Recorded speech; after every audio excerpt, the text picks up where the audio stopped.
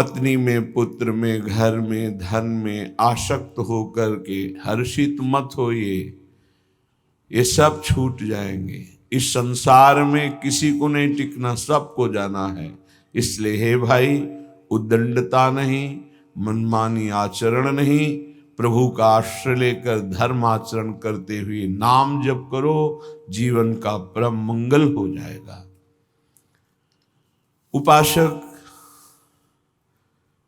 अपने इंद्रिय मन को किसी भी उत्सव का निमित्त बनाकर, किसी आनंद में प्रफुल्लित होकर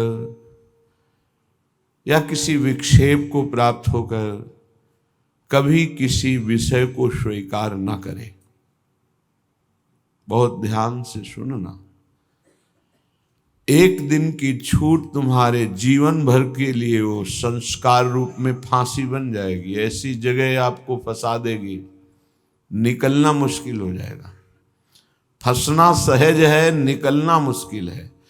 हर भोग एक विशाल अथाह दलदल है, धंसते चले जाओगे, निकलना कठिन है। इस बात को दिमाग में चाहे लिख लो या डायरी पे लिख लो। हर भोग माया का ऐसा दलदल है कि जो इसमें एक बार चखने के लिए कूदा वो धंसता चला गया। गुरु कृपा, हरि कृपा निकाल ले तो निकाल ले, या निकला हुआ महापुरुष निकाल ले, अन्यथा वो उसमें डूब ही जाता है। ऐसा दलदल है। वह श्री जी का कृपा पात्र है, आज नहीं तो कल वो महापुरुष बन जाएगा। अर्थात जो महापुरुषों की गति वो उसे प्राप्त हो जाएगी। वो धामवासी है, प्रियाजू ने स्वीकार किया है। आपका क्या अधिकार है कि आप उस पर दोष दर्शन करें? तो कह रहे हैं जो वृंदावन धाम में वास करते हैं उनके दृष्ट दोषों को दिखाई दे रहा है। ऐसा नहीं कि नहीं दिखाई दे रहा, आप आरोप लगा रहे हैं, दिखाई दे रहा है। दृष्ट दोषों को सत्य मान करके वर्णन करते हैं, उनकी निंदा करते हैं, तो आपका भाग्य दुर्भाग्य में बदल जाएगा। यदि आप ये विचार करके कि श्री जी के लाड़िले हैं, इनकी बाहरी बात है पर इनके ऊपर बहुत कृपा है, आज नहीं तो कल ये सब सुधर जाएंगे क्योंकि लाड़िली जी के कृपा पात्र हैं, बात बन गई। ऐसे मूर्ख लोग अपना संकट स्वयं चयन कर लेते हैं। जो दूसरों की, वृंदावनवासी की दोष दृष्टि से निंदा आदि करते हैं, बहुत निकृष्ट बात है, इसे कभी स्वीकार न करें। सच्ची कहते हैं, देखो अपने सब पावन भूमि में बैठे हैं, निंदा तो अपनी करनी चाहिए। अंदर से देखो, ईमानदारी से देखो, जो हमारे अंदर कूड़ा करकट है इसकी निंदा करनी चाहिए कि मैं बहुत नीच हूं, हम पर इतनी कृपा है लाडली जी की, इतना दुलार कर रहे हो, हम उनकी दुलार को ठुकराए चले जा रहे हैं। वो कह रहे हैं दाहिने चलो, हम बाएं बढ़ते चले जा रहे हैं, पर वो कृपा ही करती जा रहे हैं। हम कभी एकांत में बैठकर नहीं रोए कि मैं कितना नीच अपराधी हूं कि अपने इतने करुणा में स्वामी का विरोध कर रहा हूं, उनके विरुद्ध चल रहा हूं, जबकि प्रतिकूलस्य विसर्जनम, बिल्कुल विसर्जन कर देना, आज के बाद कोई गलती नहीं होगी। पर हम गलती पे गलती करे जा रहे हैं। श्री जी इस बार माफ कर दो, आगे से फिर किया, श्री जी इस बार माफ कर दो, फिर वही वो माफ करती चली जा रही। हमसे गलती होती। जब हम ये देखेंगे तो हम दूसरे को देखने लायक ही नहीं। हम क्या दूसरे को देखें? हम अच्छे हों तो दूसरे को देखें, और जब सच्चाई में तुम अच्छे हो जाओगे तो दूसरे के दोष नहीं दिखाई देंगे, सब में अपने प्रभु दिखाई देंगे। इसलिए श्रीपाद कह रहे हो, मूर्ख लोग अपने संकट को बुलाते हैं, संकट का निर्माण करते हैं। ये बहुत भयावह बात है कि किसी वैष्णव या किसी वृंदावनवासी की निंदा बिल्कुल भूल कर मत करना। ये ब्रजवासी जन भगवान के लाड़िले हैं। देवराज इंद्र को भ्रम हो गया, घुटनों पे आ गए, तब भगवान ने क्षमा किया। जाओ, त्रिभुवनपति घुटनों पे बैठे थे इसी रज में। ये जो गोविंद कुंड है ना, घुटनों पर थे, नाथ क्षमा कर दो। जाओ, ऐसा अहंकार मत करो कि तुम्हारे द्वारा पूरी सृष्टि चल रही है। ये ब्रजवासी हमारे प्राण हैं, अगर इनको कोई संकट तो फिर हम उसको महासंकट में डाल देंगे। हमारे ब्रजवासियों को कोई ना छेड़े। भगवान कह रहे मेरे प्राण हैं ब्रजवासी जन।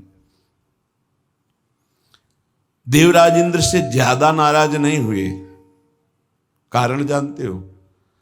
किया तो उपद्रव, ब्रजवासियों को पीड़ा देने का, लेकिन सब ब्रजवासी एक साथ बैठ कर दिए ना, तो लालजू ने थोड़ा तो उन पर शासन किया, फिर कृपा कर दी, लेकिन ब्रह्मा जी के ऊपर कृपा नहीं की, क्योंकि अलग कर दिया। ये उपद्रव किए पर सबको इकट्ठा कर दिया, इसलिए ज्यादा इनको पढ़ के देख लेना, ज्यादा नहीं, बस इतना कहा तुम देवराज हो, सतोगुणी हो, अहंकार मत किया करो। लेकिन ब्रह्मा जी तो कांप के चले ही गए, भगवान मुस्कुराए नहीं। क्यों? ब्रजवासियों को अलग कर दिया। तुम ब्रह्मलोक में मायामयी सैया पे सुला दिया, हमारे प्राण प्यारे ब्रजवासियों का अपराध करते हो। तो आज तक ब्रह्मा जी का प्रवेश नहीं ब्रज में, बात समझ लो। वो मूर्ख हैं जो वृंदावन या ब्रजवासी जो वास कर रहे हैं उनके प्रति दोष दृष्टि करें।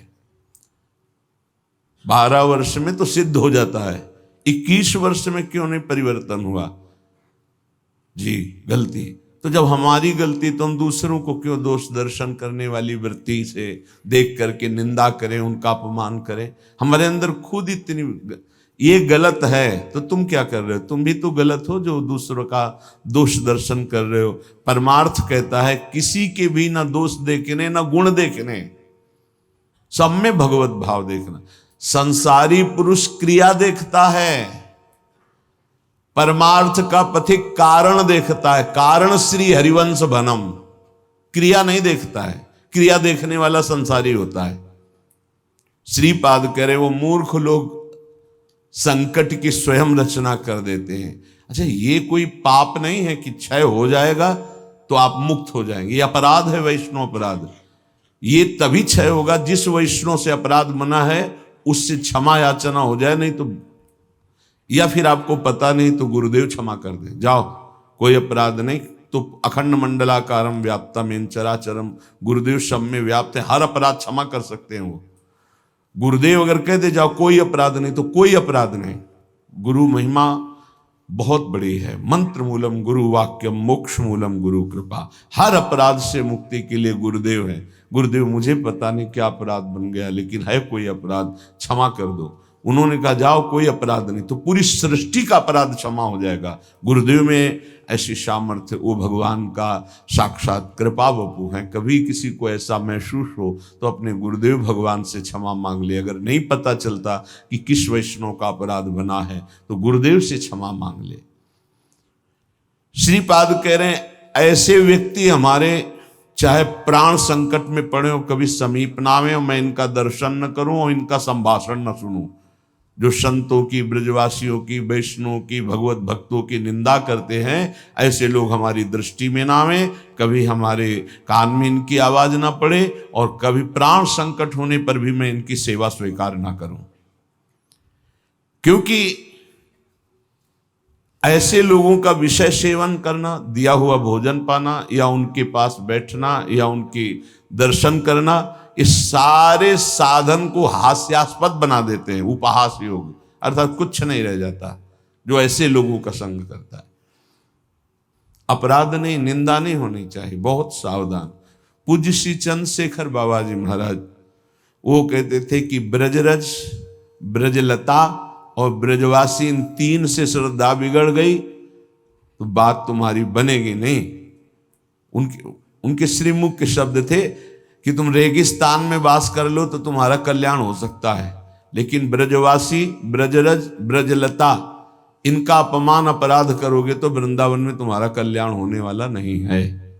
वो डायरी में लिखा हुआ पूज्य चंद्रशेखर बाबा जी महाराज। वे भी 25 वर्ष पहले की बात, प्रारंभ में ही दर्शन के लिए। तो यहां श्रीपाद कह रहे हैं ऐसे मूर्ख लोग अपने संकट का स्वयं निर्माण कर लेते हैं।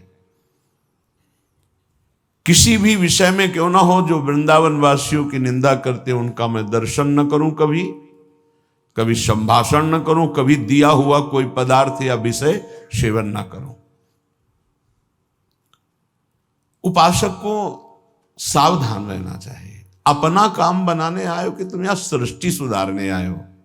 देखो तुम्हें पक्की बात बता दे, भगवान भी पूरी सृष्टि को नहीं सुधारे।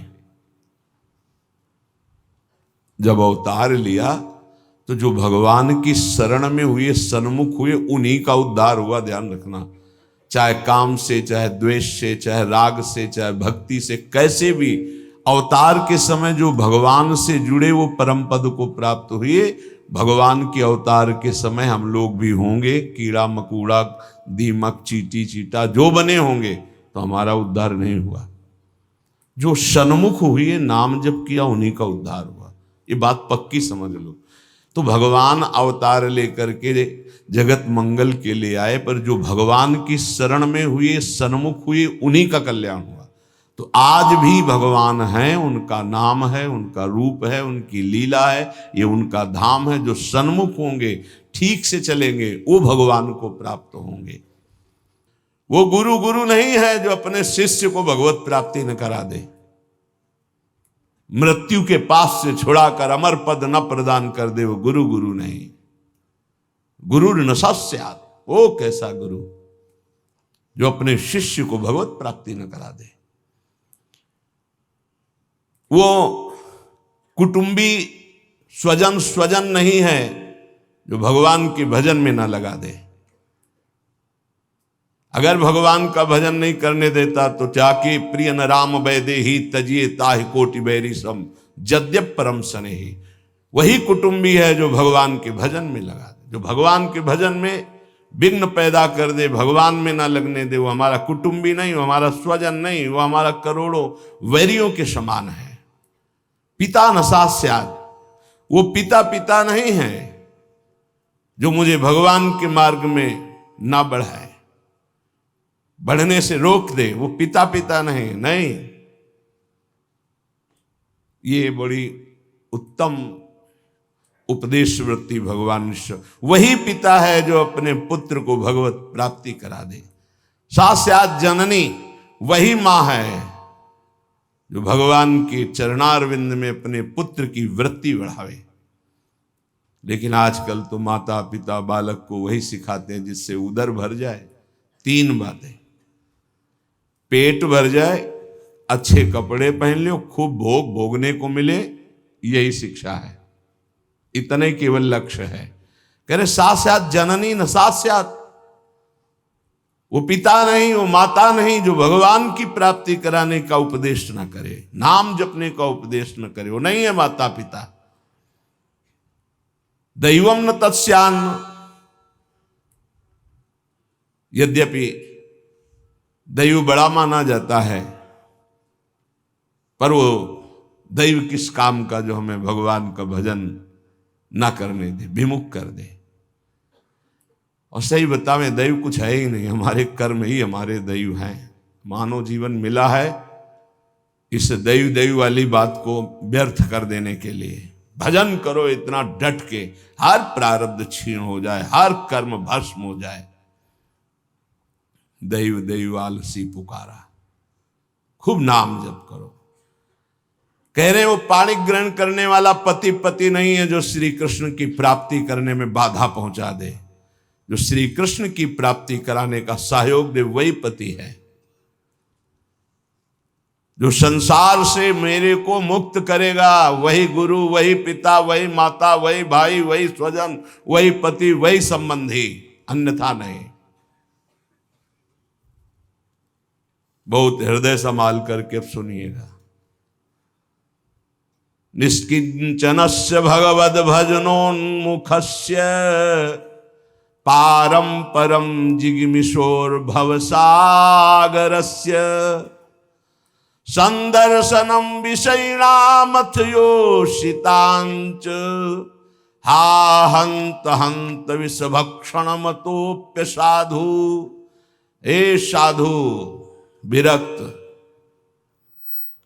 बहुत खेद और दुख की बात कि यदि संसार रूपी समुद्र से पार जाने के लिए तुमने विरक्त भेष ले लिया, वैराग्य भेष ले लिया और विषयी पुरुषों का संग करते हो और विषयी स्त्रियों का संग करते हो, तो इससे अच्छा है कि जहर खा के अपनी शरीर की वृत्ति पूरी कर देनी चाहिए। हा हंत हंत विष भक्षण तो पिशादो, दूसरा भाव कि इससे अच्छा तो जहर है कि बहुत से बहुत शरीर ही छूटेगा, लेकिन ये विषय तो अनेक जन्मों तक तुम्हें नरक पहुंचा देगा। सचमुच सचमुच भगवान की भक्ति निष्किंचन ज्ञाननिष्ठ वैराग्यनिष्ठ जो है वही पूर्ण रूप से कर पाते हैं। जब कोई भगवान के मार्ग में चलता है तो ये 3 खाइयां होती जहां उसको माया गिराती है। पहली खाई है कंचन, वित्त तृष्णा, रुपया पैसा का संग्रह करना। ये देखा है, समझ नहीं पाया जाता और धोखा हो जाता है। थोड़े थोड़े रुपया संचय करते हुए पधार गए, वो रुपए विषयी पुरुषों ने प्रयोग किए। बड़े बड़े चरित्र देखे हैं, स्वयं कभी खर्चा नहीं किया, संतों की सेवा में नहीं लगाया, समाज की सेवा में नहीं लगाया, बड़े बड़े बॉक्सों में बंद करके रख के और पधार कर चले गए। बाद में उनके परिवार के जनों ने अधिकार कर लिया। बहुत बड़ी गलती हुई। साधु को कभी भी अपने नाम पैसा नहीं रखना चाहिए, ये लिख लीजिए। गुरु के द्वारा सेवित हो या इष्ट के द्वारा सेवित हो, अन मांगे आगे आवे गो, स्वामी जी महाराज कह रहे, स्वामी हरिदास जी। बिल्कुल ऐसा न सोचे कि मैं इतने लाख जमा कर लूं तो पूरे जीवन आराम से खाऊंगा। तो प्रभु का भरोसा नहीं, लक्ष्मीपति का, कि जिस समय जरूरत होगी बिना दस्तखत के तुम्हारे पास आ जाएगा। जैसे बैंक में जाओ दस्तखत करो फिर पैसा मिलता है, यहाँ दस्तखत की भी जरूरत नहीं, ठीक समय पर वो वस्तु पहले से आ जाएगी, पक्का समझ लीजिए। फिर इसके बाद है कामिनी। जब वो कंचन पर विजय प्राप्त करके धन पर, अब इन बातों को थोड़ा नाटक रूप में ले लिया जाता है। एक परमहंस जी हमें मिले यमुना के किनारे, बड़े ही वीतराग ब्रह्मलीन महापुरुष। तो जिस आश्रम में हम थे वो यमुना के पावन पुलिन पर था। ये बात है बिंदौर, जब भ्रमण करते तब की बात। उस पार इछावर है, इस पार बिंदौर। तो जिस आश्रम में रुके थे सब, तो उनसे प्रार्थना की कि स्वामी जी आप रुक जाइए एक रात्रि, वो भी संभाषण दर्शन का सौभाग्य मिलेगा। बड़े ही महापुरुष, छांदोग्य उपनिषद पास, बस लंगोटी इतना अचला, एक छड़ी, क्या ब्रह्म मूर्ति तेजो में। स्वीकार कर लिया। तो तखत में गद्दा बिछाकर वैसे ऊपर वस्त्र, उनका नहीं नारायण, हम ऐसी जगह बैठते हैं जहां कोई उतार ना सके। बोरा बिछाइए, बोरा में। उनको स्वामी जी आपके लिए नहीं, ये यहाँ की मर्यादा, संतों की मर्यादा पर ये गद्दा, ये इसके ऊपर पलंग पोष, ये संतों की मर्यादा नहीं होती बेटा, जमीन में बिछाओ। ऐसे एक एक चेष्टाएं उनकी थी कि थप्पड़ की तरह पड़ती थी। तो उनका महाराज, यहाँ के महंत कौन है, तुम हो? उनका नहीं महाराज जी, हम तो यहाँ विचरण करते हैं। अच्छा, यहाँ के महंत कौन? उनको बाहर गए हुए हैं। पर महाराज जी वो भी बहुत त्यागी, पैसा नहीं लेते, पैसा नहीं लेते। इतनी जोर बालवत हंसे कस के, बोले आश्रम उन्हीं का है? जी पैसा नहीं लेते। नहीं तो ये कैसे चलता है? तुमका जब वो जाते हैं और कोई दक्षिणा देता है तो ऐसे अचला में बंधवा, फिर तो जो हंसे के आपसे अचला में बंधवा लेते, पैसा लेते नहीं। क्या यार, हम लोग का क्या नारायण, तुम भी विनोद करते हो, ये है क्या? तो हमका सही महाराज जी बोले जब यहाँ आते तब तो उनका जो सेवा में रहते हैं वो खोल लेते हो, फिर ऐसे कार्य बेटा इसे त्याग नहीं कहते, इसे त्याग।